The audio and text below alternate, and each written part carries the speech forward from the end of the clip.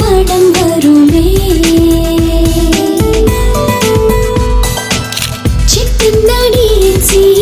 எப்போதும் துணை வருமே. டிஎன்சி சிட்ஸ், நம்பிக்கையே எங்கள் பாரம்பரியம்.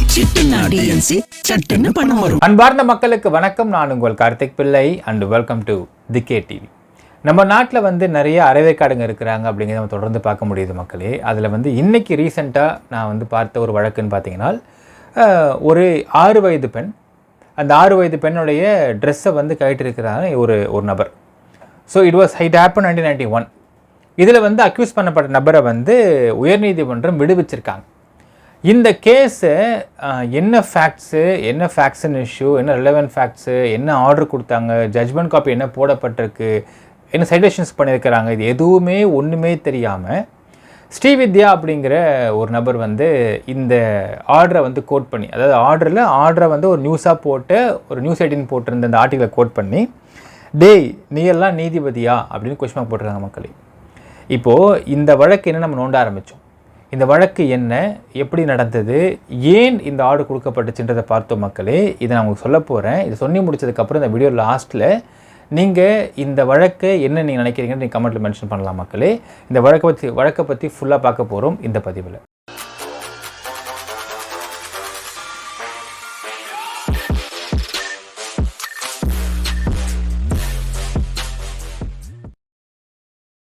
ஒவ்வொரு வழக்குலையும் ஒரு லீகல் டேர்ம்ஸ் சொல்லுவாங்க மக்களே. அதில் ஒரு வார்த்தையை பார்த்தீங்கன்னா ஃபேக்ட்ஸ் அண்ட் இஷ்யூன்னு சொல்லுவாங்க. என்ன ஃபேக்ட்ஸ் அண்ட் இஷ்யூன்னு பார்த்தீங்கன்னா, நடந்த சம்பவம் என்ன அப்படிங்கிறது ஃபேக்ட்ஸ் அண்ட் இஷ்யூ. இப்போ என்ன நடந்த சம்பவன்றதை ஃபஸ்ட் நான் விவரிச்சிடுற மக்களே. அதாவது 9/3/1991 1991 ஒரு கிராமம். இது எங்கே நடந்துச்சுன்னு லாஸ்ட்டாக அவங்க சொல்கிறேன். ஒரு கிராமம், அந்த கிராமத்தில் எல்லோரும் தூங்கிடுறாங்க. அங்கே ஒரு தர்மசாலை இருக்குது. அந்த தர்மசாலையில் பக்கத்தில் வேறு ஒரு கல்யாணம், அந்த கல்யாணத்துக்கு வந்தவங்களாம் படுத்து தூங்கிட்டு இருக்கிறாங்க. அந்த தர்மசாலை கிட்ட ஒரு 6 வயது பெண் குழந்தை 1991 நைட்டு 8 மணிக்கு சீக்கிரம் ஊர் அடங்கிருது அந்த கிராமத்தில். அப்போது தண்ணி குடிக்க அந்த பொண்ணு வெளியே வருது. ஏன் வெளியே வருதுன்னு பார்த்தீங்கன்னா, அந்த தர்மசாலைக்கு பக்கத்தில் தான் ஒரு டேப் இருக்குது குடி தண்ணி குடிக்கிறதுக்கு. அங்கே வெளியே வருது தண்ணி குடிக்கிற அந்த குழந்தை. குடிக்கிறப்போ இந்த நபர் பேர் சுவாலால். இவர் அந்த குழந்தை தூக்கிட்டு போயிடார். தர்மசாலைக்குள்ளே தூக்கிட்டு போயிட்டு ஃபஸ்ட்டு இவர் ட்ரெஸ்ஸை கழட்டியிருக்கார். அடுத்து இந்த குழந்தை ட்ரெஸ்ஸை கழட்டி அண்டர்வேரையும் கழட்டியிருக்காரு.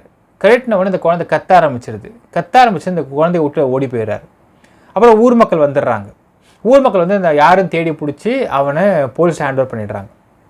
இப்போது இந்த 6 வயது குழந்தையுடைய தாத்தா கம்ப்ளைண்ட் கொடுக்குறாரு போலீஸில். ஸோ வழக்கு பதிவு பண்ணப்படுகிறது. என்ன வழக்கு போட்டிருக்காங்கன்னு பார்த்தீங்கன்னா, IPC 376 என்னனால் ரேப்.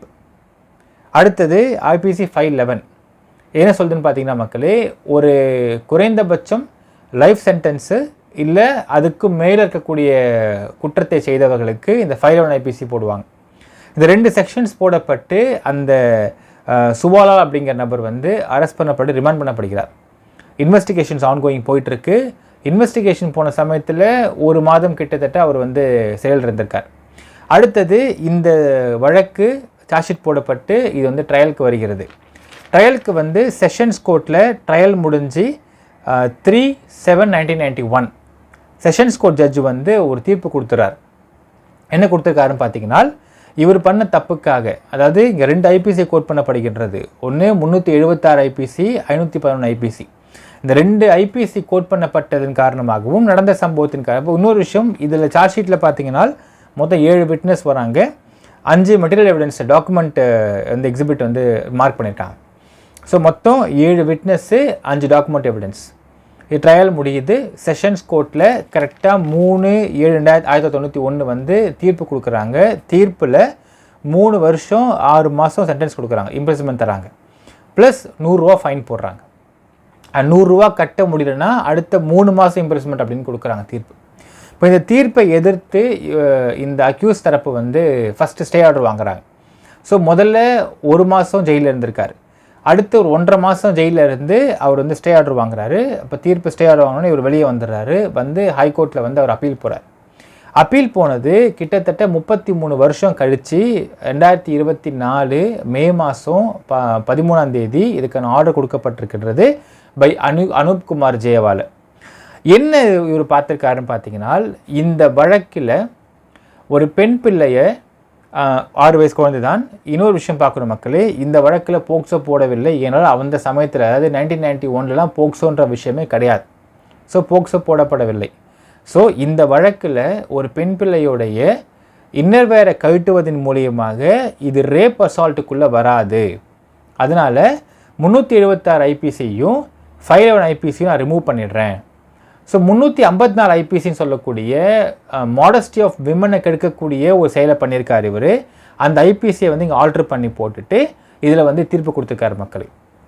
தீர்ப்பு பார்த்தீங்கன்னா இவர் என்ன தீர்ப்பு கொடுத்தா லாஸ்ட்டாக சொல்கிற மக்களே. இப்போ இந்த விஷயந்தான் இப்போ ஒரு பேசும் பொருளாக ஆயிருக்குன்னு பார்க்குறாங்க.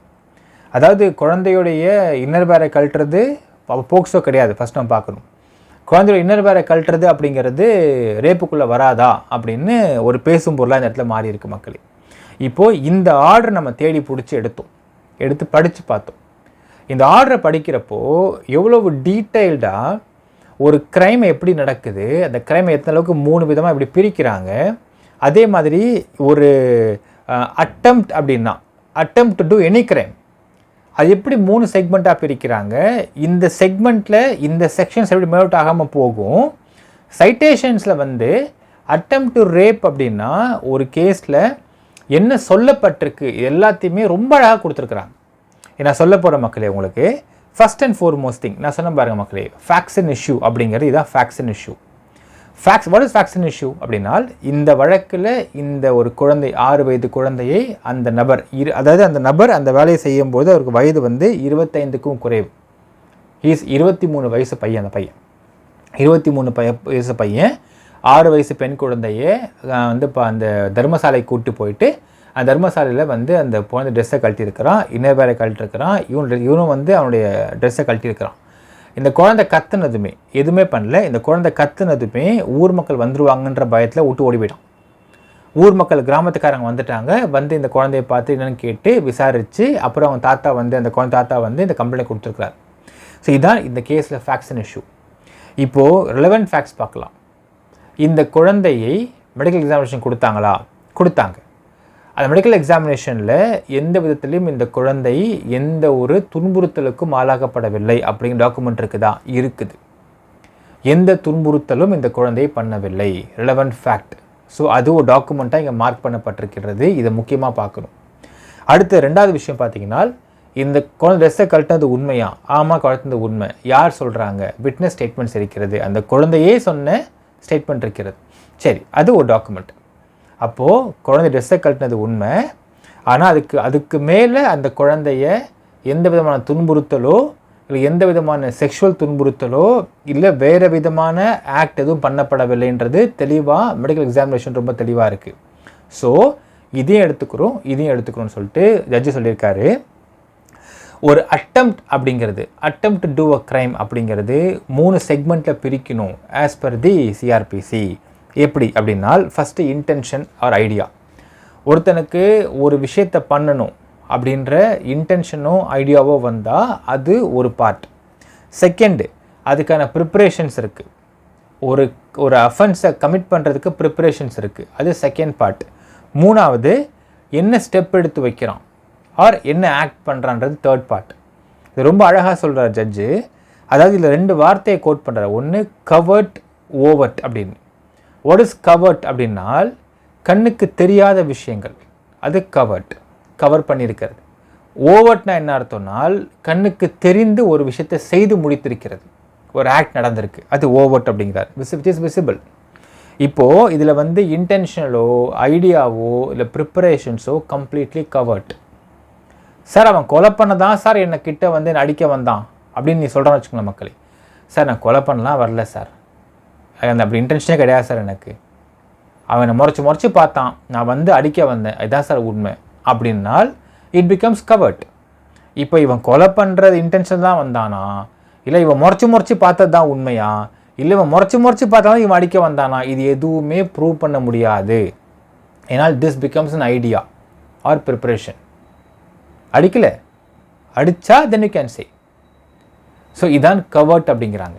ஸோ ஓவர்ட்னா என்ன அர்த்தனால் ஒரு விஷயம் செஞ்சு முடிச்சிட்டாங்க அப்படின்னா தட் பிகம்ஸ் ஓவர்ட். இப்போ அடுத்த கேஸ் சொல்கிறாங்க. அடுத்த விஷயம் என்ன சொல்கிறார் ஜட்ஜ் சொல்கிறாங்கன்னா 376 ஐபிசி போட்டிருக்கிறீங்க விச் இஸ் ரேப். அது 511 போட்டிருக்கிறீங்க.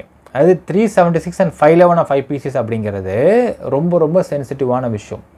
ஒரு வார்த்தை சொல்கிறார் ஜட்ஜு, ரொம்ப அழகான வார்த்தை மக்கள். என்னென்னா ரிமாண்ட் அப்படிங்கிறது ஜென்ரலாக இட் இஸ் டன் மெக்கானிக்கலி ஆனால் conviction cannot be done mechanically. ஏனால் ஒரு கன்விக்ஷன் அப்படிங்கிறது ஒரு மனுஷனுடைய லிபர்ட்டி, லைஃப் எல்லாத்தையும் கெடுக்கக்கூடிய விஷயம். ஸோ கன்விக்ஷன் அப்படிங்கிறதை ரொம்ப தெளிவாக விசாரிச்சு தான் பண்ணணும்னு ரொம்ப தெளிவாக சொல்கிறார் ஒரு வார்த்தை. இதை ஏன் சொல்கிறாருன்னு பார்த்தீங்கன்னா, சித்து வெர்சஸ் ஸ்டேட் ஆஃப் ராஜஸ்தான் 1967 ஒரு வழக்கு வரப்பட்டுச்சு. அந்த வழக்கில் ஏன்னா இதுவரையில் ரேப் அப்படிங்கிறதுக்கு ஒரு கிளியர் டெஃபினிஷன் அப்படிங்கிற சட்டப்புத்தகத்தில் கிடையாது. ஆனால் ரேப் அப்படிங்கிறதுக்கு இப்படி சைட்டேஷன்ஸில் பார்க்குறப்போ there is a clear definition.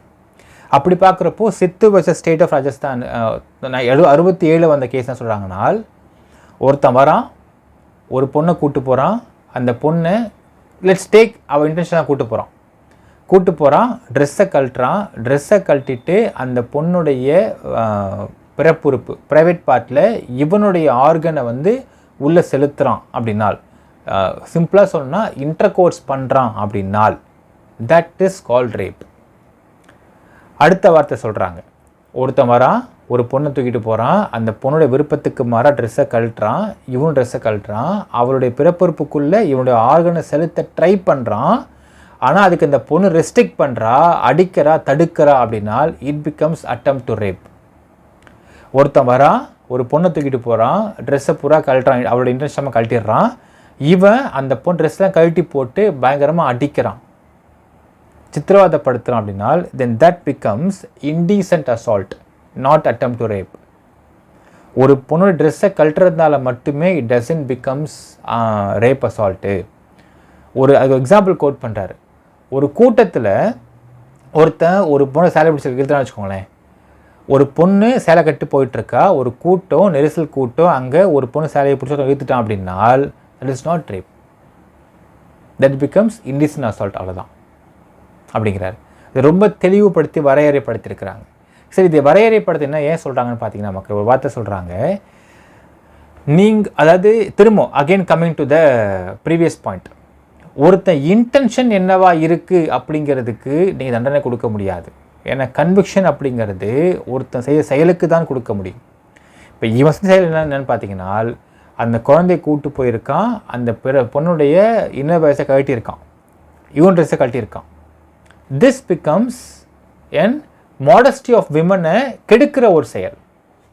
அதற்கு மேல் அவன் அட்வான்ஸே பண்ணல, அதற்கு மேல் அவன் இந்த சைட்டேஷனில் கோட் பண்ணுற மாதிரி அந்த பொண்ணுக்கிட்ட ஏதாவது தப்பாக நடந்துக்க குழந்தை தப்பாக நடக்க முயற்சி பண்ணி அந்த முயற்சி தோற்று போய் அந்த குழந்தை கத்தி இருந்ததுனால் then it becomes attempt to rape. And provided அதற்கு you need to have medical examinations. So ஒரு ரேப் கேஸ் அப்படிங்கிறத ஒருத்தர் மேலே சும்மா தூக்கி நீங்கள் போட்டக்கூடாது. அட்டெம்ப்ட் டு ரேப்பாக இருக்கட்டும் இல்லை ரேப்பாக இருக்கட்டும், for those things you need medical examinations and medical report கண்டிப்பாக இருக்க வேண்டும். அது இல்லைன்னா அப்படி ஒரு செக்ஷன் நீங்கள் போடக்கூடாது. இப்போது இந்த வழக்கில் யார் ஸ்டேட்மெண்ட் மிக முக்கியம்னு பார்த்தீங்கன்னா, அந்த 6 வயது குழந்தை ஸ்டேட்மெண்ட்ஸ் ரொம்ப ரொம்ப முக்கியம். அந்த குழந்தை ரொம்ப தெளிவாக சொல்கிறாங்க, வந்தார், நான் தண்ணி குடிக்க வந்தேன் பைப்பில் நான் தண்ணி குடித்தப்பறம் என்னை கூப்பிட்டு போகிறாரு, என்னை ஃபஸ்ட்டு அவர் ட்ரெஸ்ஸை கழட்டினார், அப்புறம் என் ட்ரெஸ்ஸை கழட்டினப்பறம் நான் கத்தினேன், என்னை இன்னவேரை கழட்டினப்போ நான் கத்தினேன், விட்டோட ஓடி போயிட்டார்.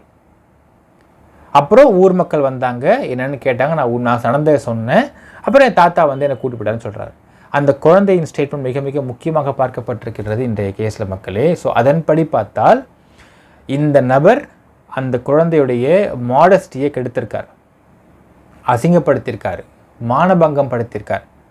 ஸோ அந்த மானபங்கம் படுத்தினதன் காரணமாக இவர் மீது 354 ஐபிசின்றது போடப்பட்டிருக்கிறது. செக்ஷன்ஸ் ஆல்ட்ரு பண்ணிருக்காங்க ஹைகோர்ட்டில்.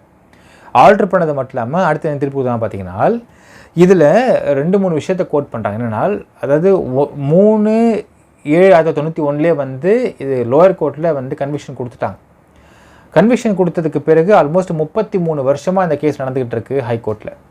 33 வருஷமாக ஹைகோர்ட்டுக்கு ஒரு பக்கம் உடல் ரீதியான ஒரு அலைச்சல், ஃபினான்ஷியல் லாஸு, மென்டல் அகோனி, இதெல்லாம் அவர் ஃபேஸ் பண்ணியிருப்பார் 33 வருஷமாக. அது மட்டும் இல்லாமல் இந்த வழக்கில் செக்ஷன்ஸ் ஆரம்பத்தில் தப்பாக போடப்பட்ட காரணத்தினால 2.5 மாதம் அவர் ஜெயிலில் இருந்திருக்கார். அதனால் 2.5 மாதம் இம்ப்ரிசன்மெண்ட் இருந்திருக்கிறது ஃபார் 354 ஐபிசிக்காக, அந்த செக்ஷன் தப்பாக போட்டதுக்காக. அது மட்டும் இல்லாமல் இந்த 33 வருஷமாக இவர் நிறைய செலவு பண்ணியிருப்பார். ஃபினான்ஷியல் இஷ்யூஸ், ஃபினான்ஷியல் ஸ்பெண்டிங் இருந்திருக்கும், மன உளைச்சல் இருந்திருக்கும். இந்த சம்பவம் நடந்தப்போ அவர் வயது 23, less than 25 years old. 33 வருஷத்தில் இன்றைக்கு அவர் வயது பார்த்தா கிட்டத்தட்ட 57 ஆகி போச்சு. ஸோ 57 வயசில் இவ்வளோ நடந்திருக்கு, இந்த விஷயம் நடந்திருக்கு.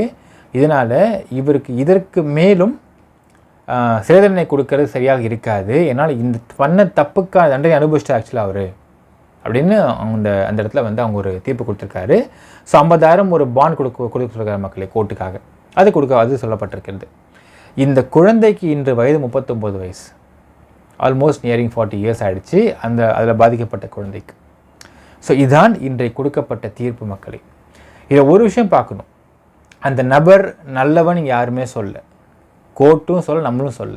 ஆனால் அவன் செய்த செயல் என்னவோ அதற்குத்தான் தண்டனை கொடுக்க வேண்டுமே தவிர இஷ்டத்துக்கும் செக்ஷன்ஸை போட்டு கன்விக்ஷன் கொடுக்காதீங்க. ஏன்னால் கன்விக்ஷன் அப்படிங்கிறது ஒருத்தனோட லைஃபோட லிபர்ட்டியே கெடுக்கக்கூடிய விஷயம். ஸோ அந்த கன்விக்ஷன் அப்படிங்கிறதுல நீங்கள் போடக்கூடிய செக்ஷன்ஸும் இன்வெஸ்டிகேஷன் ரொம்ப முக்கியம்னு சொல்லிட்டு கோட் பண்ணுற ஜட்ஜ் இந்த இடத்துல மக்களே. இப்போது நீங்கள் சொல்லுங்கள் மக்களே, ஸ்ரீவித்யா மாதிரியான அறவேக்காடுகள்லாம் ஒரு வழக்கில் நீங்கள் ஒரு 2 விஷயம் பார்க்கணும். இது நடந்தது ராஜஸ்தான் ஹைகோர்ட்டில். இதே மெட்ராஸ் ஹைகோர்ட்டாக இருந்தால் நீங்கள் இந்த தீர்ப்பை கோட் பண்ணி இந்த வார்த்தை நீங்கள் போடுவீங்களா? என்னென்னால் டேய் நீ எல்லாம் நீதிபதியா அப்படின்னு போட்டு அவங்க வந்து ஒரு ட்வீட் போடுறாங்க. இந்த டேன்ற வார்த்தை நீங்கள் போடுவீங்களா? இதே மெட்ராஸ் ஹைகோர்ட்டாக இருந்தால் இந்நேரம் நீங்கள் ஜெயிலுக்கு கம்மி பண்ணிட்டு இருந்திருப்பீங்க. First point. செகண்ட், அதாவது ஃபெமினிசம், நாங்களாம் வந்து பெரிய பேச்சாளர்கள், பெரிய போராளிகள், ஃபெமினிசம் பேசுகிறவங்க, நாங்கள் தந்தை பெரியாரிஸ்ட்டு, இந்த மாதிரி வார்த்தைகளை உபயோகப்படுத்திக்கிட்டு இவங்கெல்லாம் they are totally and half baked people அப்படிங்கிறதை ப்ரூவ் பண்ணிட்டாங்க ஸ்ரீவித்யா மாதிரி ஆட்கள்லாம். அதாவது ஒரு விஷயம் பார்க்கணும் மக்களே, மக்கள் 1000 எமோஷன் ஆகலாம், பட் ஒரு வழக்கு அப்படின்னு வரப்போ அந்த வழக்கில் நீங்கள் வந்து ஒரு விஷயத்தை கோட் பண்ணுறீங்கன்னா ஃபஸ்ட்டு அந்த ஜட்ஜ்மெண்ட்டை படிங்க. ஜட்ஜ்மெண்ட்டை ரொம்ப தெளிவாக கொடுக்கப்பட்டிருக்கு. இதை ஏன் ஒரு தெளிவாக தராங்க கேட்டால் மக்களே, இன்றைய காலகட்டம் நடக்கக்கூடிய இந்த ஃப்ரிஞ்ச் எலிமெண்ட்ஸ் பண்ணக்கூடிய விஷயத்தை அன்றே கணித்திருக்கிறார்கள் ஐபிசி எழுதுகிறப்போ. ஒன்றில் மக்களே கள்ளக்குறிச்சி எடுத்துக்கலாம்.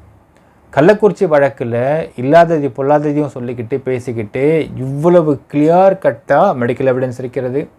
அந்த பொண்ணு எழுதின லெட்டர் இருக்குது, அந்த பொண்ணு கைப்பட எழுதின லெட்டர்ஸ் அவ்வளோ தெளிவாக இருக்கிறது. இவ்வளவு டீட்டெயில்கள் இருந்தும் இன்னுமே இது வந்து ஏதோ பண்ணிட்டாங்க, அந்த பொண்ணை ரேப் பண்ணிட்டாங்க, கொலை பண்ணிட்டாங்கன்னு பேசுகிறது தான் ஸ்ரீவித்யா மாதிரியான நபர்கள் தான். ஏன்னால் they totally half baked agenda people. ஒரு வழக்கு, அந்த வழக்கில் what is facts in issue, என்ன ஃபேக்ட்ஸ் இருக்குது, என்ன ரெலவெண்ட் ஃபேக்ட் இருக்குது, என்ன செக்ஷன் போட்டிருக்காங்க, என்ன செக்ஷனுக்கு என்ன சொல்லுது செக்ஷன்ஸு, இது தெளிவாக செக்ஷன் சொல்லனா அதுக்கு ஏதாவது வந்து சைட்டேஷன்ஸ் இருக்கிறதா, இது எதையுமே பார்க்கவும் தெரியாது, படிக்கவும் புரியாது. இது எதுவுமே செய்யாமல் இஷ்டத்துக்கும் ஒரு ஜட்ஜு மேலே நீங்கள் அள்ளி தெளிச்சிட்டு போகிறீங்கனால் நாளைக்கு இதே ஜட்ஜு டெபுடேஷனில் மெட்ராஸ் ஹைகோர்ட் வந்து என்ன பண்ணுவீங்க? அவர் வந்தாருன்னு வச்சுக்கோங்க மக்களே, இது பார்க்குறாருன்னு வச்சுக்கோங்க, சப்போஸ் இது தெரிய வருதுன்னு வச்சுக்கோங்க, என்ன பண்ணுவாங்க இவங்களாம்? It's completely stupid people these பீப்புள்ன்றது ரொம்ப தெளிவாக இருக்குது மக்களே. அதாவது இதில் எமோஷனல் ஆஸ்பெக்ட்ன்றது வேறு. ஒருத்தவன் பண்ண தப்புக்கு தண்டனை கொடுங்க. இதில் 2 விஷயம் இருக்குது.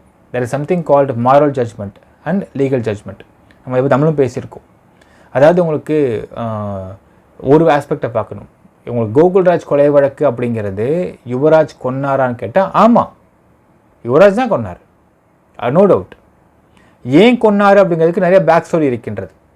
நாடக காதல், இந்த மாதிரி வந்து கவுண்டர் பொண்ணில் வந்து தலித் பசங்க வந்து பண்ணக்கூடிய அந்த ஒரு நாடக காதல் தனி விஷயமா இருக்கிறது. இது அதுக்குள்ளே நம்ம வந்து அடுத்தது தான் போகணும். First what is facts and issue? கொன்னாரா? ஆமாம். கோகுல்ராஜ் உயிர் போயிருக்கா? ஆமாம் போயிருக்கு. இந்த வழக்கில் லோயர் கோர்ட் கொடுத்த கன்விக்ஷனை எதிர்த்து அப்பீலுக்கு போகிறார் யுவராஜ் போகிறாரு. அந்த அப்பீலில் முக்கியமான அந்த ப்ரைம் விட்னஸ் ஸ்டார் விட்னஸ் சொல்லக்கூடிய அந்த ஸ்வாதி ஹாஸ்டல் ஆகிறாங்க. நடந்த சம்பவம் உண்மை, நடந்திருக்கிறதா உண்மை. அவங்க ஹாஸ்டல் ஆனாலுமே high court gives a judgment in such a way that இதில் ஸ்வாதி அப்படிங்கிறவங்க ஒரே சமூகத்தை சேர்ந்தவங்க அப்படிங்கிற காரணத்தினாலையும் இப்போ அவங்களுடைய குடும்பம் வந்து அந்த மக்கள் நம்பி இருக்கின்ற காரணத்தினாலையும் இவங்க ஹாஸ்டல் ஆகிறாங்க. இந்த ஹாஸ்டலை கோர்ட் ஏற்றுக்காதுன்னு சொல்லிட்டு ஒரு வாக்கியம் கொடுத்துருக்காங்கன்னு நம்ம கேள்விப்படுறோம். ஸோ அவ்வளவு தெளிவாக அந்த ஜட்ஜ்மெண்ட்டை கொடுத்து திருப்பி யுவராஜ் கன்விக்ஷன் கொடுத்துருக்காங்க அப்படிங்கிறது it becomes a moral judgement. லீகலாக ஹாஸ்டல் ஆனால் கூட ஹாஸ்டல் ஆகிட்டால் முடிஞ்சு போச்சு, கேஸே கிடையாது. ஏன்னா அவங்க தான் கூட இருந்த பெண், அவங்களே வந்து ஹாஸ்டல் ஆகிட்டாங்க, பிரிட் சாட்சி ஆகிட்டாங்க. இதில் ஹைகோர்ட் வந்து அந்த விஷயத்தை எடுத்துக்கல.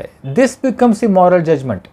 ஆனால் இந்த கேஸை பொறுத்தளவுக்கு அவன் என்ன பண்ணான், what is facts in issue, நடந்திருக்கா, அந்த சம்பவத்தை தப்பு நடந்திருக்கா, தப்பு எது வரைக்கும் நடந்திருக்கு, என்ன நடந்திருக்கு, இதனை பார்த்து தானே வந்து நீதிபதி வந்து தண்டனை கொடுக்க முடியும் அப்படிங்கிற கேள்வி இருக்கிறது. ஸோ மாரல் ஜட்ஜ்மெண்ட்டையும் ஃபேக்ட்ஸின் இஷ்யூவையும் லீகல் ஜட்ஜ்மெண்ட்டையும் எல்லோரும் குழப்பிக்கிட்டு இங்கே மக்கள் அவங்க தனிப்பட்ட ஜட்ஜ் ஆகிடுறாங்க. மக்களே, வித்யா மாதிரி ஆட்கள்லாம் இங்கே போட்டிருந்த இந்த வார்த்தை அப்படிங்கிறது மிகவும் எனக்கு குத்தலாகப்பட்டது. ஏனால் நாட்டில் பல அறவேக்காடுகள் வந்துருச்சுங்க. இந்த அறவேக்காடுகள்லாம் சேர்ந்து மக்களையும் அறவேக்காடாக மாற்றுகிறார்கள். இப்படி அறவேக்காடுகள்லாம் சேர்ந்துக்கிட்டு they keep themselves a different name called they are revolutionist, Periyarist. நாங்கள் தான் வந்து பயங்கரமான உணர்ச்சி பூர்வ பேச்சாளர் பேசிகிட்டு இருக்கிறாங்க. எந்த ஒரு விஷயத்தையும் உத்து கவனித்து ஆராய்ந்து பார்க்காமல் பேசுவது எந்த அளவுக்கு தவறு அப்படிங்கிறது இந்த வழக்கில் வந்து ஸ்ரீவித்யாமா நபர்களின் முகத்திரை கிழிந்து விட்டது. மக்களே, இந்த வழக்கு மட்டும் இல்லை, அப்போது கள்ளக்குறிச்சி வழக்குலையும் அவங்க அப்படி தான் பேசிகிட்டு இருந்தாங்க ஸ்ரீவித்யா. அப்போது எந்த அளவுக்கு இவங்கெல்லாம் அறவேக்காடுகள் அப்படிங்கிறது மக்களுக்கு இப்போ தெளிவுபடுத்தியிருக்கோம். மக்களே, இன்னும் பல விஷயம் தெளிவுபடுத்த வேண்டியது இருக்குன்னு நினைக்கிறேன். அடுத்தது அவங்க பேசுகிற விஷயங்களில் நீங்கள் என்ன நினைக்கிறீங்கன்றதை கமெண்ட்டில் மென்ஷன் பண்ணுங்கள். நன்றி, வணக்கம்.